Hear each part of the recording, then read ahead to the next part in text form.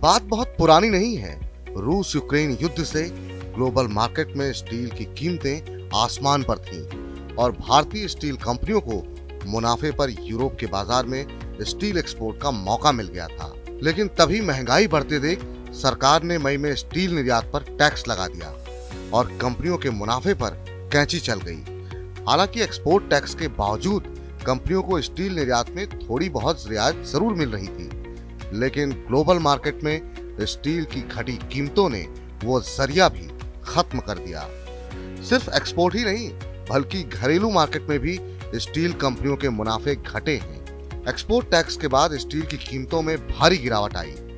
अप्रैल के दौरान स्टील के भाव की तुलना अगर मौजूदा भाव से की जाए तो कीमतें लगभग 20% घटी हैं, यानी कंपनियों के लिए दोहरी चुनौती है। ऊपर से इन घटी हुई कीमतों का फायदा पूरी तरह से ग्राहकों तक नहीं पहुंच रहा।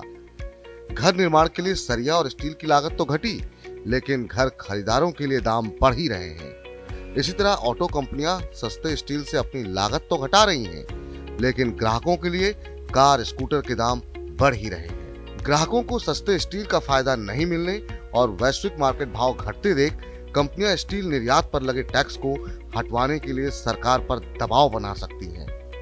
चर्चा ऐसी भी है कि कुछ कंपनियों ने टैक्स हटाने के लिए लामबंदी शुरू भी कर दी है।